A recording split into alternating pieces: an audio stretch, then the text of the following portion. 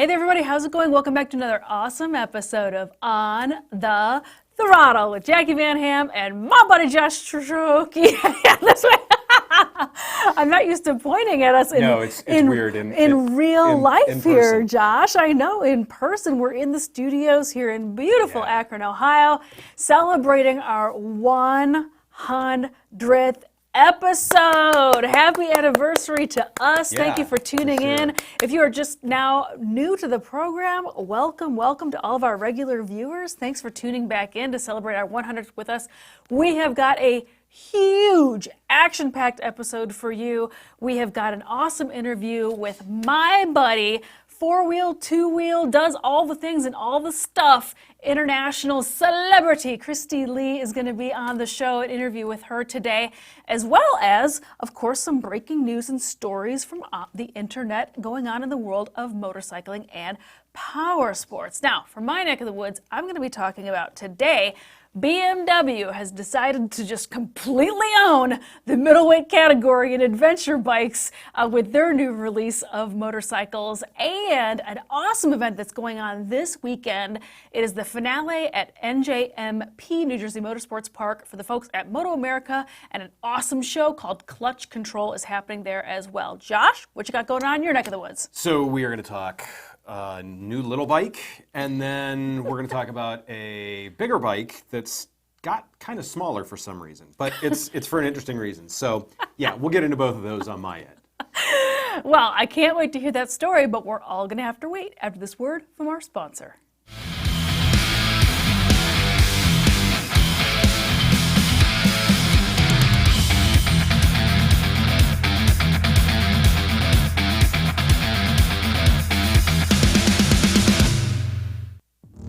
They tell you, wait your turn.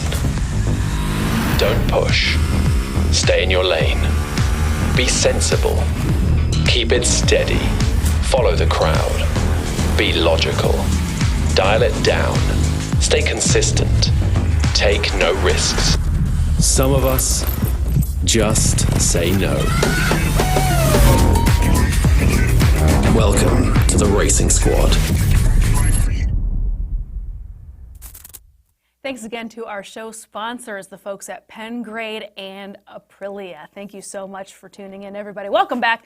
As I mentioned at the top of the program, my first story for today, we're going to be talking about a topic that Josh and I talk about an awful lot that has just been blowing up the last handful of years, and that is the middleweight adventure bike category. Well, the folks at BMW have decided just to throw it all out there and own the entire space with the new release of not one, not two, three different adventure bikes, all in the middleweight space.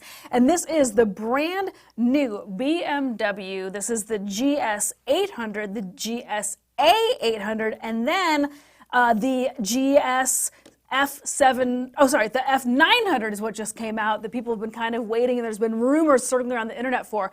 So again, all of these are F bikes, not to be confused with their R Boxer engine bikes, which now is the 1250, but they are going to be releasing here very, very soon that 1300, right, Josh? You and I have talked about that here on the show. Excited. This is their adventure, this is their F category bikes, which is a parallel twin. They've been building these bikes for, forever and ever now, it feels like. I mean, these bikes have been out for a really, really long time.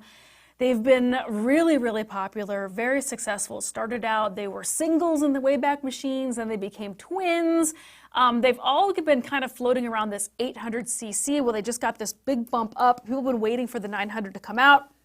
And just this past week or so, unless you've been living under a rock, you might have missed out on this, but this has been all over the internet. This is, again, the new F900 GS, the F900 GS Adventure, and the F800 GS. Sorry, I might have misspoken earlier. It's hard to keep track of all those letters and numbers.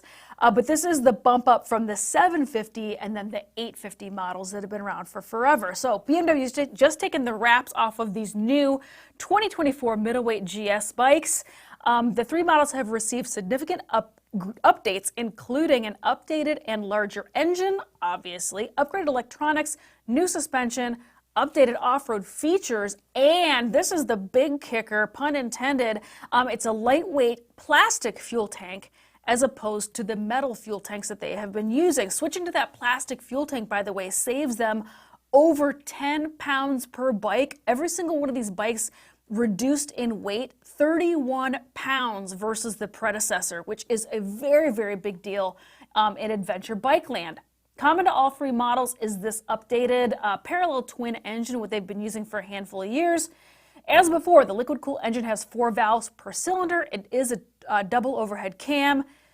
This bike also has a displacement increase from 853 to 895 on all 3 models, which some people get a little bit confused by, but this has been a gig that BMW has been rocking for a handful of years now. While they release different specs of these bikes, the displacement on all generations of this F-bike has actually been the same for the last handful of years. That's right, all of the 750s and 850s technically are the exact same engine.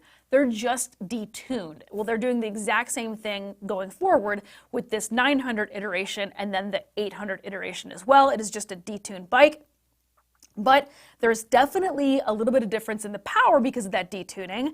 The claimed power for the pair of the 900s, which again is that 900 GS and 900 GSA, is now at 105 horsepower.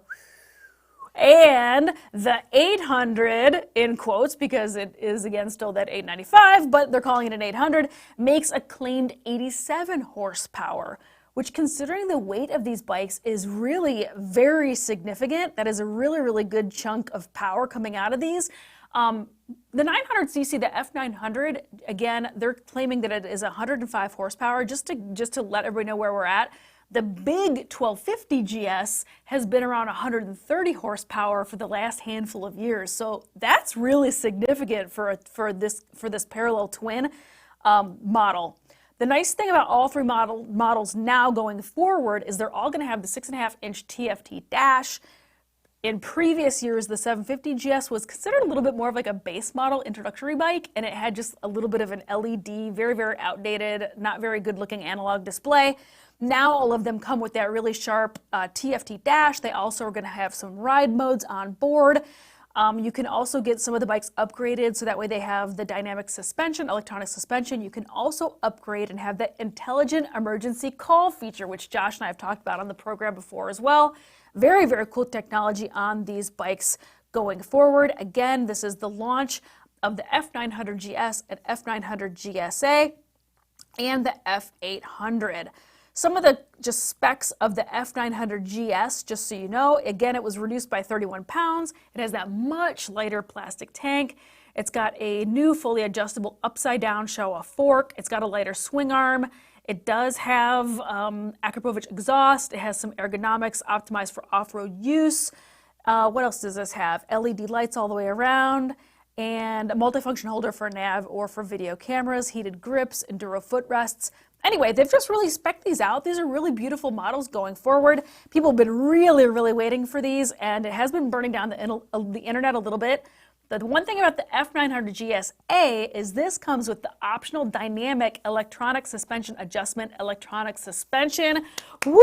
Which this is a huge upgrade to that bike. Because if you are not aware, the BMW, when they put GSA as a designation on their bikes, that usually means a lot taller. It usually means it's quite a bit taller. So having the electronic suspension to go up or down, that is a huge, huge, big fat deal. I, for one, am really excited about these bikes. They also look fantastic. You can see the slide on your screen right now. That is all 3 members of the family going forward. The GSA, the 900 GS, and that 800 GS. Josh, what do you think about this new handful of middleweight bikes from the folks at BMW? I mean, they desperately needed to do this update for sure, and I'm glad they've done it. So the other thing that I found interesting as I was digging into these, the GS 900 is $14,595, the GSA is $17,295, the 800 is $11,995. So they've kept price point in the BMW range, but not skyrocketed it by any means, especially for some of the stuff that they've offered with it. A couple of comparative specs on it that I found, it's down to 483 pounds wet, which for them is amazing. Competitively speaking, looking at like the 890 KTM, which let's face it, that's who they're aiming for, that is at 474 pounds wet. So they're within 9 pounds of that. I think that's a good move for them. I like how they're moving that direction. So on the GS 900, It's up 10 horsepower, which is a 10% increase, which is pretty big. Something else that's interesting with this is you talked about that bar in there that's mounted. Something that kind of got buried in BMW's news this week is they released their Connected Ride Navigator module, which is a 5.5-inch TFT, which is matched to the display on the brand new bikes. It can run off of Wi-Fi, so you can use your phone's Wi-Fi, set it up as a hotspot, or you can put a SIM card in it. It will do traffic and other things. So whereas most GPS modules out there will not do traffic, this will, as it synchronizes with your phone or a SIM card. And of course, it synchronizes with the BMW Motorrad app. So all of that in there, I mean, I think this is a move in the right direction. These are still very BMW bikes. BMW is going to stick to what they do, and we'll see how they play out. Yeah, I think especially for that 800 being in what, like sub $12,000 category, that's a lot of tech on that bike for sub $12,000. And having that BMW roundel on it doesn't hurt either. So good news from the folks at BMW. Like I said, a lot of folks have been waiting an awful long time for that bike. So it's the right time and the right place. Josh, what you got going on for your first story today? So speaking of tech, we saw a little bit of it earlier in one of the advertisements we had. The RS457 is a small bike with big bike tech on it. And we don't have a price yet, but we're going to. First off, this bike to me is super sharp looking. They have not gone, they have not gone for the cheapo look, which many small bikes do. Definitely haven't done that. So we talked about it a week or two ago with that the bike being unveiled coming up here. We've got numbers on it. We've got some specs on it. It is 47 horsepower. It is a dual overhead cam parallel twin. It is 385 pounds wet, which is ridiculously light. Part of the way they get that is, if you see in this photo here, it is an aluminum frame, but like its bigger brother, not the biggest brother, but like its bigger brother, the RS660, this uses the engine as a stressed member. A lot of bikes are still using that, especially when you look back to the steel trellis frame. Yep. So they're using the engine as a stressed member on that. Obviously, it's designed for it. That's in the engineering on it. Something else you can see in this photo, if you look at it a little bit, you can also see it in a photo that we have later. The muffler on this bike is totally stuffed underneath. And that's a detail that not a lot of people have noticed. But one of the things is a muffler is a big chunk of weight on a bike. And obviously, if you can keep that low, that's going to be beneficial in so many ways in making things light and flickable, which, of course, if you have a 457cc, 47 horsepower motorcycle, that is exactly what you're going for. Some of the other stuff with this is it's a 41 millimeter inverted fork. The tech on this is very cool when you look at it. This is the shot of the dash. There are 3 ride modes. It does have power and traction control that are set up within those ride modes. There's a sport mode, there's a rain mode, there's a more aggressive mode too, there's a track mode. With this, there's also 2 settings that you can do separately on the ABS, and I absolutely love that they did this. Setting 1 is both front and rear. If you put it on setting 2, there is a front-only option for the ABS. So if you want to be backing it in, you can go ahead and do that. We all remember riding down a hill on our BMX bikes and jamming on the coaster brake and sliding it around and backing it in. You can do that on this bike. The other thing is a quick shifter is available on this bike, which is a great option for something like this because this is going to be a track weapon. So there is no pricing on this, but as I've shopped around, this is a higher end bike. But in order for them to be competitive, I think they need to come in at $7,000 or less when you look at some of the other players in the industry. When you look, there is the Ninja 400, there is the R3, there is the KTM 390, which just had an update recently too. Now, this is not going to be playing with the ZX4RR, but that bike is a whole different bike, whole different level. So it's going to be interesting to see how this plays out. One thing that I liked is the tail section on this, they made that thing tiny. This is not a bike that you're taking someone out for the evening on. That's this is not a passenger bike. You're not taking this anywhere to pick anyone up. I think you're taking this to the track, or you're taking this if you're in Europe to get your A2 license, one of those two items. I mean, I know you've seen it now, Jackie. I mean, it's a sharp looking bike. What do you think? It's so dead sexy. I love this bike. I mean, I gaga over all of the like little bikes that we talk about here on the show. I was definitely going to say this is very reminiscent in my mind of the 400 Ninja. It gives those feelings to me. A little bit, yeah. I really love this, and this I can see as just being an absolute blast out on the track for sure. I love that. Dead sexy. I totally agree with you about the tail design. I think that is just really, really slick, very, very tidy. It's and like the coffee cup. I love what they did with the exhaust as well. Really, really beautiful. So congratulations for the folks over Aprilia. Really beautiful, beautiful bike, of course. Okay, so for next on our program, as I mentioned, today's episode, it is our 100th episode. Happy anniversary to us. So I had to bring a very special guest to chat with us on the program, and that is my pal, Christy Lee.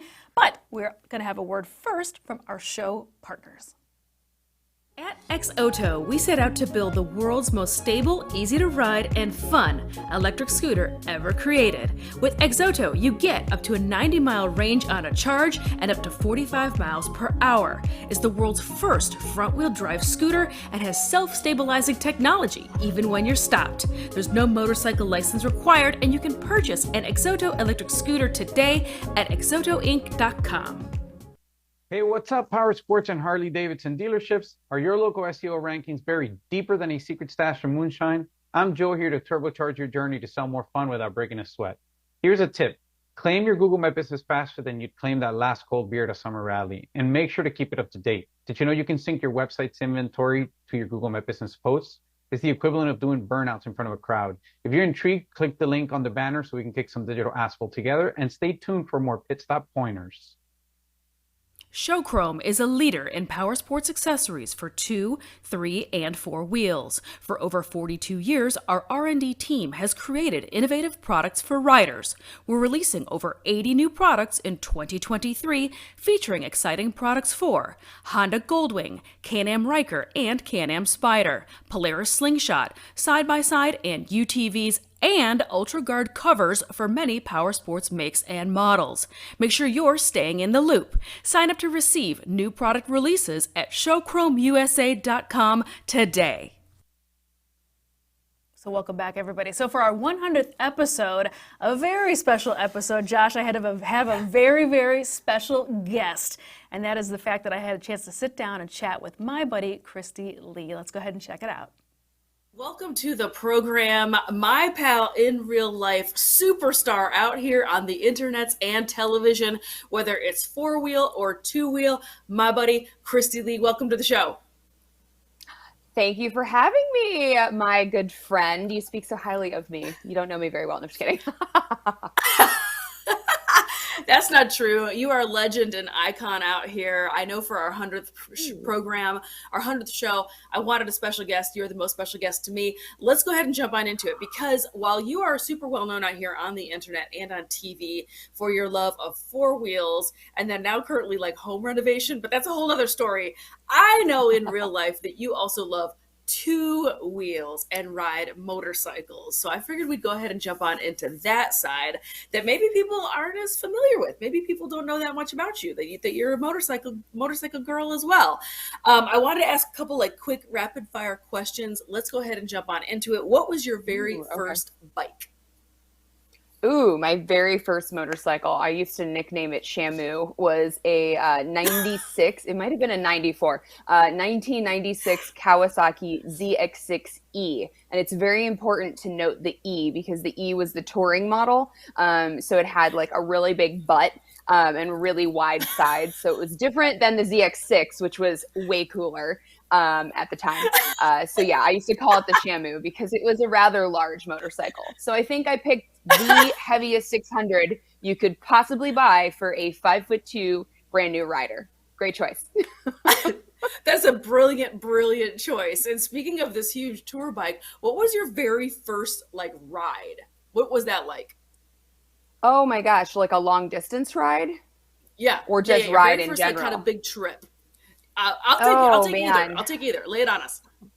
we're going way back because I've been riding for over 20 years. So, I've taken a lot of like long distance road trips. Probably one of the most memorable / longest was I did this like cruise to the coast thing where I went from Michigan to Mississippi and ended up in Daytona Beach being my like final resting place.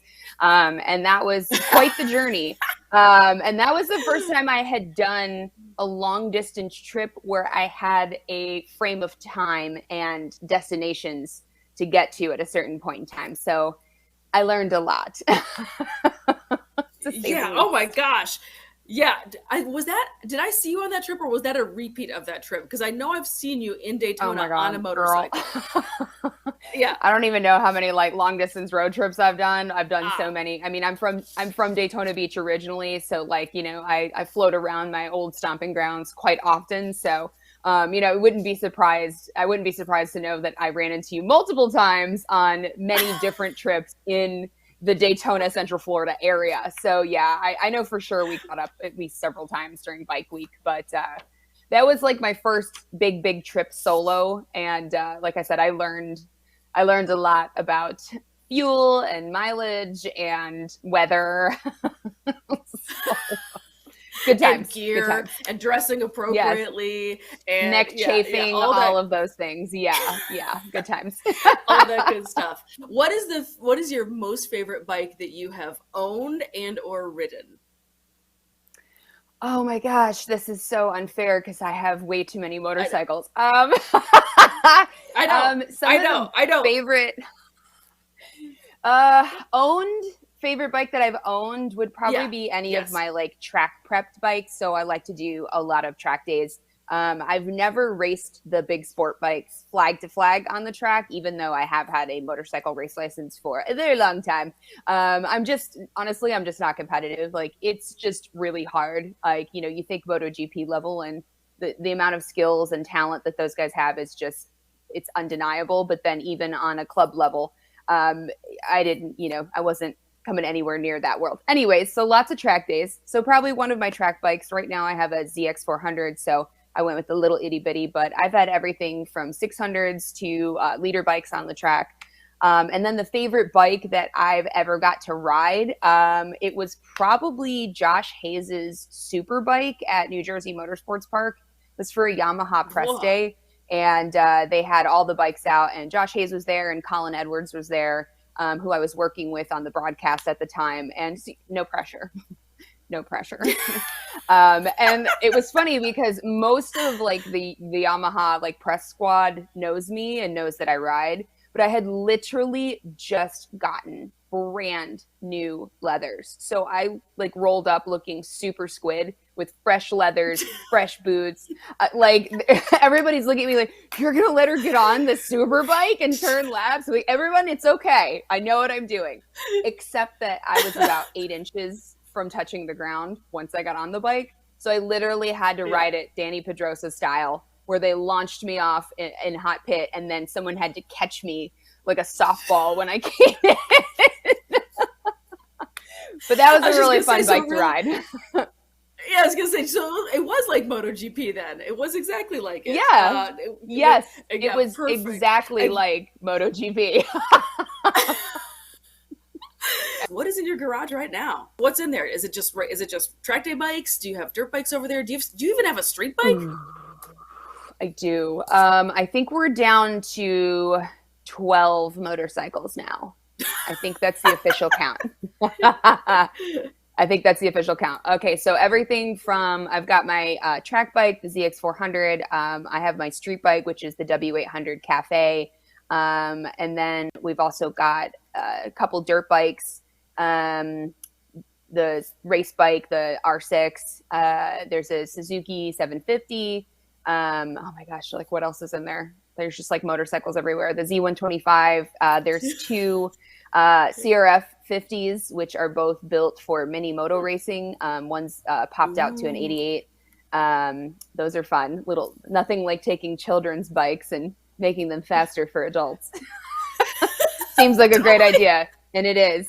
And then I have what could go wrong? Nothing. I have like a huge, giant black like tire mark across the entire tail fairing of my CRF 50, which is where someone ran me over with their CRF 50. What could go wrong? Literally over me, like Evel Knievel style. I was the ramp. I and love then there's Minimoto. Oh my God. It's so fun. And then there's a very, very sad, lonely, depressed, unloved Triumph TR6 Tiger sitting in my shed. That's just like, no one loves me. It's like Eeyore with wheels.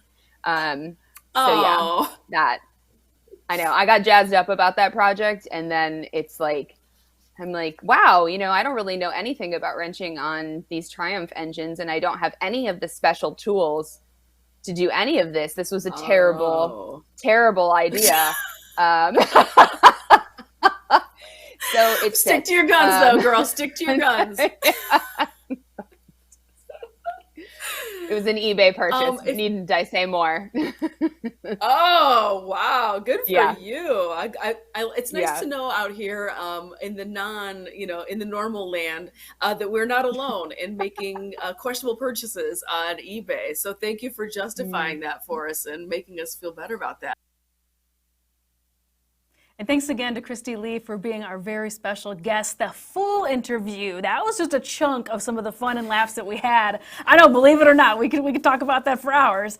We just had we had a ball, and the full interview is going to be featured over on the Motorcycle Powersports News website, our parent site. Are you checking it out, by the way? Because we get into these stories that we talk about here on the show and more over at the parent website, so make sure you go click on over and go check it out. Now, for my second story for today, this is just a little bit of an event roundup for my friends out there on the East Coast, because there is not one but two. It's a double header of rad motorcycle stuff going on in New Jersey at the NJMP, New Jersey Motorsports Park, this coming weekend, which is going to be the 22nd through the 24th of September. It's the final round for the folks over at Moto America, but it's also a really rad East Coast event called Clutch Control, run by my buddy Alan Lane. He has hosted this event for I think like about a bazillion years. It was hosted originally downtown Philadelphia. It's been at NJMP for the last handful of years, and this year he's partnered up to be the home of all things motorcycle out on the East Coast this coming weekend with the folks at Moto America. So this bike show is fantastic. It is a heck of a good time. He's brought in vendors. There's usually stunters on hand. There's usually demo trucks. You can go ride bikes there. There's just all sorts of fun stuff going on. And it's a full weekend of racing at New Jersey Motorsports Park. Who doesn't want to go check out racing at Moto America and Josh's favorite race series, which is King of the Baggers? If you watch the show, you know I'm totally joking. Josh is not a huge King of the Baggers fan, but I am. So I'm willing to talk about it all the time. So let's go ahead and jump on in here about some of the awesome stuff that's going on this coming weekend. How about 190-mile-per-hour superbikes and some family fun? That's right, Moto America Superbikes is at NJMP. September 22nd through the 24th. There's practice and qualifying on Friday, plus all-day racing on Saturday and Sunday. If you are not aware, Moto America is always a double-header weekend of racing, so you get more bang for your buck on their race weekends. It is going to be Superbike, Super Sport, the Revit Twins Cup, Junior Cup, Mission King of the Baggers, and Mission Mini Cup is going on this weekend. There is you can meet the riders. There's an open race paddock going on, so you can go get autographs and photos and all that good stuff. There's VIP, there's camping, there's all sorts of rad stuff going on. And then for Clutch Control, this is presented by Icon Motorsports and Springfield Armory. They proudly present the return of the Clutch Control Motorcycle Show, produced and operated by Hard Knocks Unlimited, also known as Mr. Alan Lane, to NJMP for 3 days in partnership with the Moto America Race Weekend, showcasing and celebrating the motorcycle lifestyle and culture. Riders and race fans will be guests at the most entertaining moto festival of the year. Guests will browse a variety of vendors, test new ride models, enter their bikes in one of several classes of custom motorcycle competition, and more. Exciting motorcycle stunt shows and live musical performances are also going to be happening over the course of the weekend. Guests can also enjoy a wide range of delicious bites from a selection of food trucks. And that's what's going on this weekend out in New Jersey. If you have not got this on your calendar, you need to be putting this on your calendar immediately, because I'd be going in a hot second if I was out on the East Coast for sure. If you do go, have an awesome time. And tell them I sent you. Josh, what's going on for your second story today? And are you going to be at NJMP checking out the King of the Baggers? I unfortunately will not be out there, but if I'm going to check out anything Moto America, I'm going to give a shout out to probably the most spectacular story to watch coming up, and that's Kayla Yakov. Yes. If you know anything about stuff going on in Moto America, catch up with her stuff. Talking about an amazing kid, and literally kid, that is the story. So yes. Yeah. But the story that I'm actually going to talk about is something that when you find something that works, you just repeat it over and over again, and you make some adjustments to it and things of that nature. KTM has found that if they take a hot-selling model and make a special version of it, they typically sell out of it really darn quickly. And that is exactly what KTM has done with the 890 Adventure R Rally that you see here on your screen right now.